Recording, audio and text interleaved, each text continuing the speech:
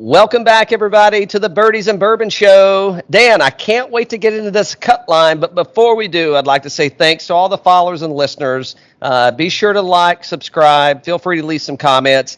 Got a couple of things outside of the tournament that I want to hit on today, Dan. Yeah. Are you ready for that? You ready to get into it? I'm ready. Yeah. Guess who just set a milestone on the European Tour? Brendon Todd. No bueno. No bueno. My man, the most interesting man in golf, Miguel Angel Jimenez. He crested, so he just appeared in his 707th European Tour event. Hey, what a milestone that is, man. Cheers, Miguel. Cheers to Miguel.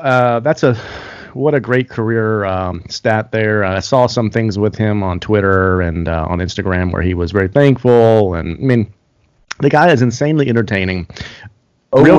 Real quick. So Cal and I were at the 2014 U.S. Open in Pinehurst, and we were lucky enough to go to an event with what's his name? Oh, Lee Westwood. Lee Westwood was there, and we sat in with Lee, and we were talking to him about a story, and he said, "I'm not sure if it was that tournament. I don't think it was that tournament, but it wasn't that tournament. It wasn't that tournament, but he was asked. No, obviously it wasn't that tournament, but he was asked about Miguel and like characters on tour or whatnot." And he said he remembers one time when they were staying at a hotel or whatever it was, and it was like 7:00 in the morning, maybe 6:30, something like that. And he's just getting up and walks outside on the porch, and then looks to his left, and he sees Miguel rocking in a rocking chair. He's got earbuds in. He's going back and forth. He's got the cigar in his mouth. He's got his eyes closed. He's sipping espresso. And finally, he opens his eyes up, and he looks to his right, and he sees Lee. All he says is, "Hola." So now every time I call Cal, guys, off air, it's always, "Hola." That's my. Hey, I've got one golf impersonation that I do, and it's one word. It's not even one line. It's one word, and it's from the most interesting man in golf. I mean, I haven't been able to top it yet. We'll see, man. I mean, Bryson's sure as hell trying to give us something, but I don't know if we're going to get there or not. So he is but I remember that story. So it's great. Yeah, but hey, congrats to him, man. What a time. But he's one of our favorite guys on tour. So absolutely. All right, let's get into this. So let's see. What other we have to notes here? Anything new? Hey, first off, I'd like to say thanks to Fantasy National Golf for providing stats to us today. We really appreciate that. So if you haven't used Fantasy National, be sure to check them out, man. It's an awesome website. So we'll be using that going forward. We are driving a Porsche now. Yeah, exactly. Yeah, we just became the Terrell Hatton. We got the Lambo out. We got the Lambo of stats. Yeah, leave the Taurus in the garage. We got the Lambo out. So, thanks to Fantasy National. But so a couple things I want to talk about today. I want to start at the bottom of who we think would have missed the cut if there would have been a cut line. How many players do you have make it to the weekend, Dan? Like two? Two. But I do want to tell you one thing real quick, and don't you get spoiled now, because I can already see it in your eyes. You got the little freaking grin on and all that kind of stuff. Don't you get spoiled with this whole, hey, they went off early at 8 o'clock today. They're on the East Coast. They finished by 4. You are going to be so effing screwed next week when they're playing in San Francisco. No, I know. It'll be done at midnight. Exactly. I mean, it's like, hey, I can watch a round of golf, and I can still make it to the course in time to get a round in and make it home for dinner. I mean, it's like, this is so sweet. I love this. But yeah, the San Francisco thing. We haven't been out west. Horrible. No. Yeah, we haven't been out west since they started back. So we're definitely going to have a big shift. So let's just say, and they're going to be in San Fran, so they're not going to be able to go with early tee times, with the fog coming in off the water, off the bay there. Yeah. So let's say, at the earliest, you're probably talking, I don't know, man, like 7:30, 8 o'clock probably. So we're looking at noon starting times. I guess we could start drinking at noon. I want to start drinking at 7:05 now. I mean, I can at least wait until noon, so that's an improvement. All right, man. Let's go through some notables here. I tell you, I'm really surprised at some of the guys that are on the bottom. So obviously they're going to make it to the weekend. This is a WGC event, so no cut line. Are you sure you want to get into this first, or do you want to talk about Fire Ant Gate? Okay, everybody. Okay, I'm going to need a ruling on this. I'm going to need a ruling over here. This is Dan's show. I'm just here.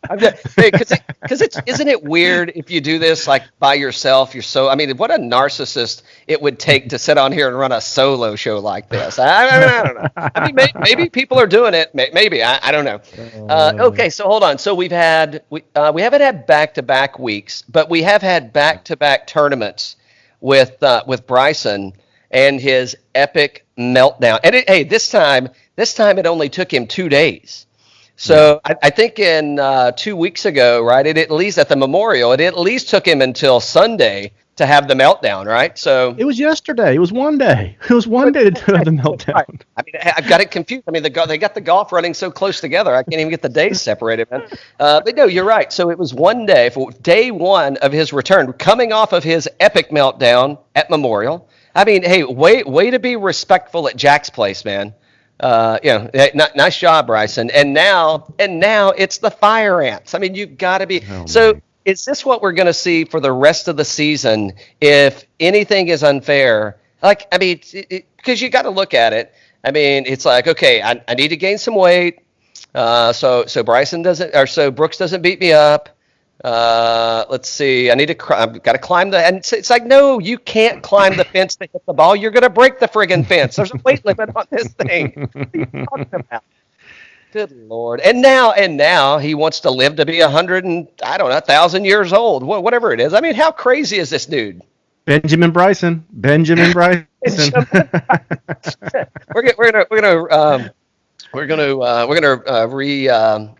rehost this one, and we're gonna let Bryson DeChambeau play the role of Brad Pitt. There you go. Yeah, I mean, he is just a vault of storylines. This one's the Fire Ants, where he didn't want to hit the ball because of a fire ant hole or whatnot, and the ruling guy's like, "Yeah, just hit the ball, buddy. Come on." He was really nice. Yeah. I guess he was afraid if he hits into and I didn't see, like, they're not doing any close-ups because social distancing, so they kind of, which I'm like, okay, wait a minute. So, but doesn't the camera still have a zoom button on it? Exactly. Like those are big ass fancy cameras they're toting around out there. Surely they could have zoomed into the Fire Ant Hill. I'll tell you what. I'll tell you if it's DJ at the U.S. Open grounding his club in the sand. If it's Pat Reed, Reed improving his eye, you can bet your ass they're zooming in on that one, buddy. Yeah. So I'm gonna try and find the clip, and I'll do it in post here. But when I think of Fire Ants, I think of Dana Carvey, Saturday Night Live, as Ross Perot, and those Texas Fire Ants. Hey, by the way, for you guys listening and you ladies listening, he's been dying. He's been dying to do an impersonation. Just so you know. Every time I see that word, man, that's all I think about is Ross Perot, Dana Carvey. We got to get Dana on the show and talk about his golf game. We need to. Yeah, we'll write him and see what's going on. So yeah, I don't. So other than Bryson, there haven't been any real big meltdowns so far this week. No meltdowns. Well, scoring wise, there may have been a couple. We'll get into those in a second. But I guess the top of so if Bryson's, I wouldn't say story number one, but it kind of was story number one. Story number two is Wonder Boy. Wonder Boy. You see that patch he's wearing? Oh, Wonder Boy. Where's this good luck charm at? Well, that knee must be feeling better. Yeah. Must have had that John Voight shot like it did in Varsity Blues.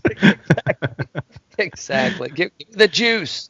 Yes, I don't know. Yeah, I mean, but he looks good, man. And hey, I mean, maybe he was trying new stuff out on the course. I mean, maybe he really was just playing those things as practice rounds. Well, I've been doing a lot of reading, and a lot of people were saying that Muirfield Village was a lot like Augusta, and which is not good for Brooks, but in terms of this, but it's very hilly, and maybe it was aggravating the knee. Maybe there is some sensitivity there, and it was aggravating it, and then it just really kind of snowballed on him and whatnot. But, and then Memphis is very flat. So maybe that's what's going on. I don't know. Could be not. All I know is career low 62 to start the tournament. Holy cow. Say something positive about you, Brooks. Congrats on the career low 62, buddy. Nice, man. That was really nice. And going into the PGA, Very nice. I mean, how much more confidence you need? He kind of jacked a few today, so he got a little beside himself. But he's still in contention for sure, right? Not a good day today. Was anyone over today? What was he? Yeah, so he was 1 over. So he finished today at 7 under, and I think he started the day at 8. He started the day at 8 under. He was 7 under finishing today.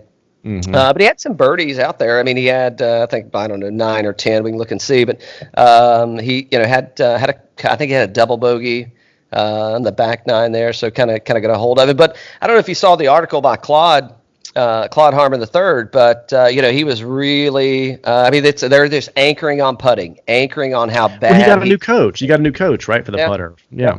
Yep. So obviously improved. I mean, if you look at his putting this week, well, I guess he lost some today, but he was doing really good yesterday with that. So, yeah, I mean, but look at him, shots gained approach number 1 in the field. And also, if we look at our new tool here, so you can't argue that. Yeah, Fantasy National. No, you can't. So, number 1 in ball striking, number 2 tee to green. So, but putting once again, they were saying, he was talking about how good he putted yesterday. So he's 60th, finishing today. Around the green, 28. To your point, approach number, he's first, off the tee, 17. So total strokes gained. It goes to show that's why he's in 3rd place. So, and unlike a few other people we're going to talk about today, Brooks is a closer. He is a closer when he's there, man. Put foot on the throat, dude. He's a closer. So, you want to go over to our next favorite guy we love to pick on? That's just shoving it in our face this week. Oh my God. It's Rick. I guess, it is summertime, so the commercial season's probably slowing down. So I guess it's like, well, hey, man, we need to, I guess I'll pick this golf thing back up because there's no commercials to shoot coming up. So, Slick Rick, look at him, man. Around the greens where he shined today. So he's ranked number 2. Putting, he's ranked number 8th, which once again, even though we might ride Rickie a little hard on here, his putter, I think that's his key to success. I don't think anybody would argue that. And if he's on in putting, it's the boys club, it's the Spieth and JT and Rickie. And if the putter is on, it's hot. So, but you got tee to green, he's coming in at 5th. Around the green, I said 2nd. Approach, he's 13th. Off the tee was his worst stat. He's in the middle of the field at 32. So, hey, that's not bad. Well, but so we'll go back to him in just a second. But think about this. So you got Rickie Fowler ranked 32nd off the tee. Brooks Koepka ranked 17th off the tee, and the guy that's leading the tournament today at $6,600. Well, you want to talk about pound per pound value here. 68th off the tee, Brendon Todd. Yeah, the Todd father. But strokes gained putting, he's ranked number 1.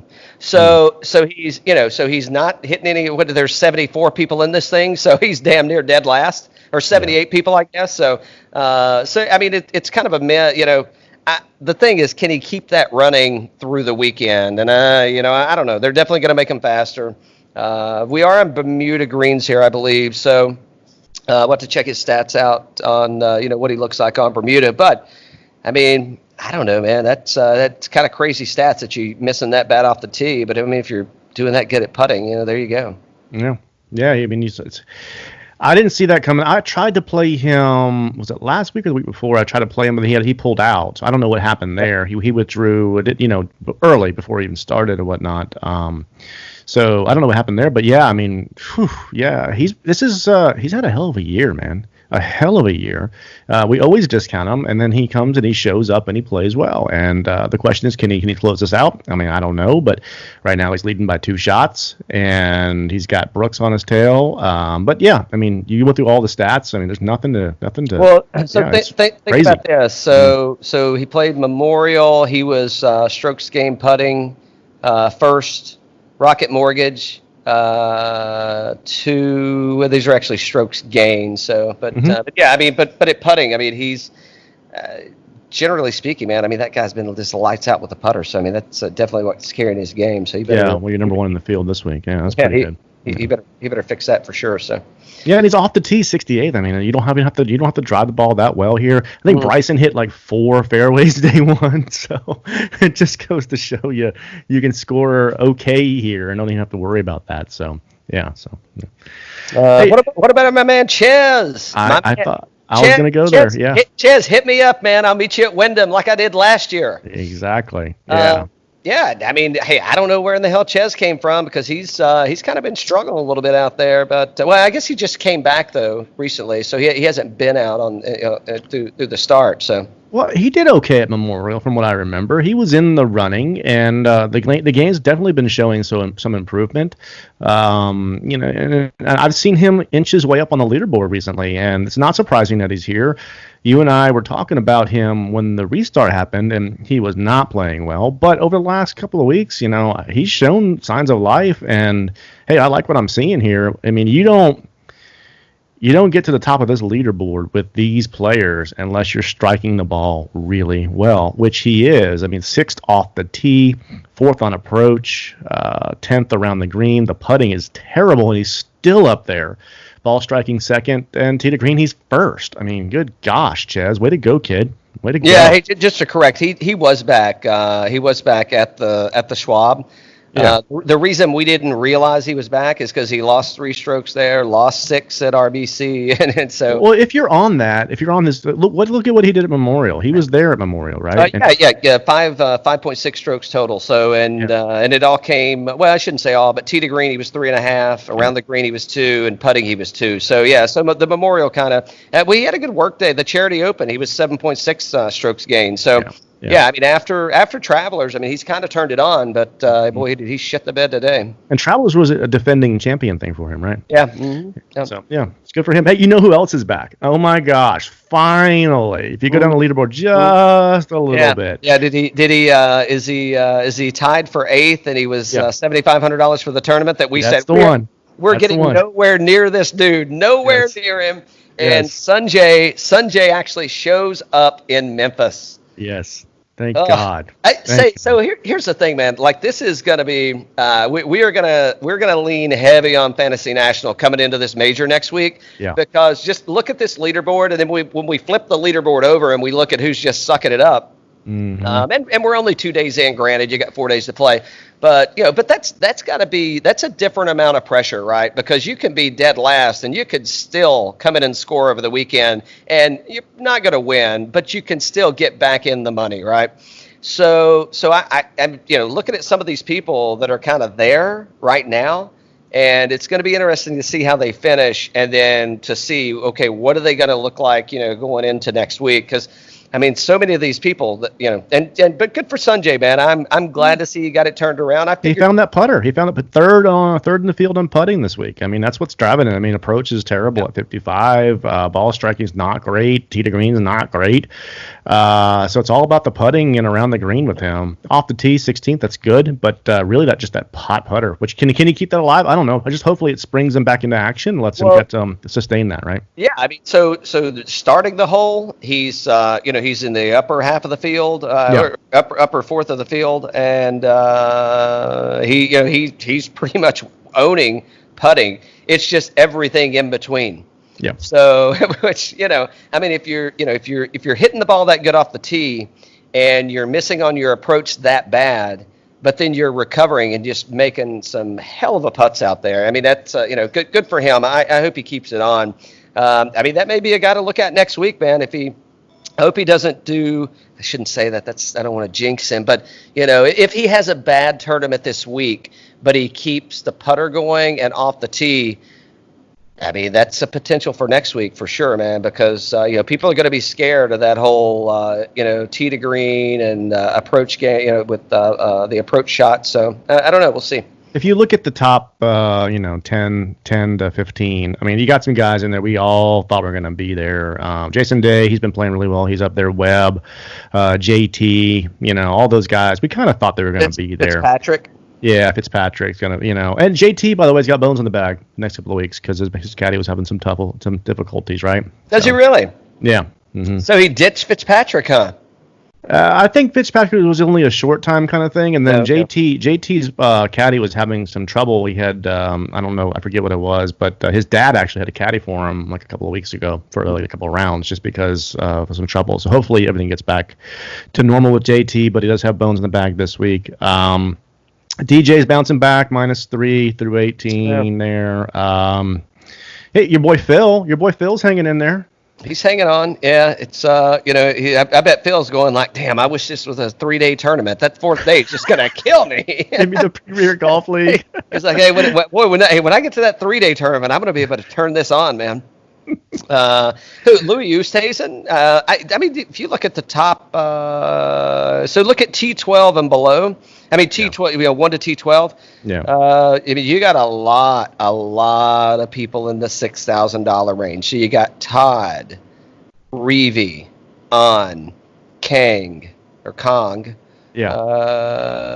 I guess you know that many. But I mean, still, you got some folks that people are probably a little scared of that are showing up. It'll be interesting to see what they do through the weekend. Spieth. Hey, Spieth turning it on, -3. He is in 15th place. And guess what he's going for next week, Cal? We always forget about it. And can he get hot and close it out? What do you got for me? This is his. It's his. Grand Slam. He's going for the career Grand Slam. That's right. That's right. So he's got to get hot going into the PGA next week. There you go. Hey, once again, man. So he's so far he's ranked 9th in putting, and I just said it a minute ago, right? I mean, it's the Fowler, the JTs, right? It's if they're hot with the putter. I say that, and then I look at JT, and he's ranked 67th, but on his approach and ball striking, he's ranked 3rd, and tee to green, he's ranked 3rd. So he's doing everything. He's recovering a lot. He's ranked 44th off the tee, but he's recovering really well. And then he's just not missing. And I was watching today. I think we were talking earlier, and I think a couple of times I said, "Ooh, JT just lipped out." So I mean, he's not missing it by much. Yeah. And if Fowler's on, if Koepka's on, and those guys have not been putting that great, through the season. I mean, I feel like he can find it and get tuned in. But hey, cheers to Spieth, man. You know what? If anybody's going to pull it off, I hope Spieth pulls it off. So we'll be rooting for Spieth next week. That doesn't mean he's going to be in our lineup though. But I actually might play him I got to look and see if there's any dailies. I might go with Spieth in a daily on this thing because I mean, if he's striking the ball that good, and I say he had some sand saves too that were it's really awesome today. Yeah. So who we got? So Streelman, was he in your lineup? I think he was, right? Yeah. Yeah. So $6,900. I mean, he's having a solid day. Overall kind of average. I mean, nothing. You know who's killing me this week? The two young guys, the two young Cowboys. Oh, Hovland. Hovland and Wolf are both killing me this week. Yeah. I did not see that coming. I mean, they could bounce back, right? But they did not get off to a good start. Yeah, I knew not to take the bait. So we're still kind of rolling. You're Mr. Vic. You love Vic. I do love me some Vic, man. I love me some Vic. You know what I just don't understand, and maybe I'm watching the wrong channel, but you know who I didn't see today? I don't think I saw Matt Kuchar once. I didn't see Bubba Watson once. I didn't see Henrik Stenson once. Maybe they thought he got enough TV time on Wednesday in the little charity match or charity event. I didn't see Sergio once. I'm like, what? Again, man. If I'm the Premier League, I'm like just hammering the shit out of these dudes because I think they're missing so much. And I know they're keeping it to limited field, or limited support staff to be able to do in video. But I mean, like, how are you not showing Xander Schauffele? I don't think I saw him at all on TV today. Mm-hmm. And it's like, and again, he didn't play great necessarily. He's 2 under. He is number 1 in strokes gained around the green. So I think he chipped in a couple times. But even so, I mean, that's like you're getting none of these people on TV. You know who I did see, though? I saw Rory McIlroy. Thanks, Rory. You're really dragging me down here, bud. Appreciate it. Yeah, he's now in 33rd place, and it is not looking good. But he did turn it around today. I mean, let's be honest. Did. He had a better day today. He's -1 for the tournament. I think he was like +3 or +4 yesterday, right? So I mean, it was a bad start. But for $11,200, that is a ripoff right there. I'm getting nothing for my money. Exactly. You know who surprised me was Berger. Now he did have a better day today, but I think he came into today. He was plus. Well, that's the thing with this thing, though. You got 4 days, no cuts, so anything could happen here. Anything could happen. I'm not counting these guys out. I'll tell you who does not look good out there on the course is Hideki Matsuyama, man. And I'm not dogging him for necessarily his play. I'm just saying I think whatever Brooks had, I think he gave it to Hideki because he just looks miserable. Or Dustin. Maybe they both gave. Maybe you got a double dose. But he just does not look good, man. Hitting balls, and it doesn't look good for him, man. I don't know what's in his head, but. All right, so who surprised you the most? Let's go to the cut. We got to wrap this up here in the next 10. Yeah. Let's see. Well, so I had him in my lineup. Billy Horschel. Billy Ho, man. I don't know where he's at. I mean, I think he'll be fine. He's even, but he is just not – he's not doing anything. Total strokes gained, he's 43rd, so middle of the field. But he's putting – it's around the green and putting, he's 11th. His approach shots – It's terrible. Let's go here real quick. Mr.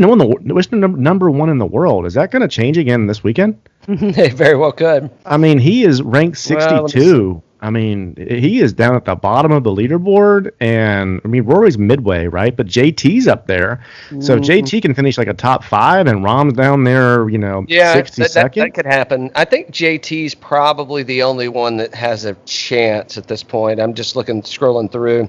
I think JT's the only one that has a chance to knock him off. So, and I like JT for a top 10 for sure, man. I mean, if he can just get the putter tuned in, I mean, he's solid. So Rahm did not do himself any favors coming in as number 1, that's for sure. Holy cow.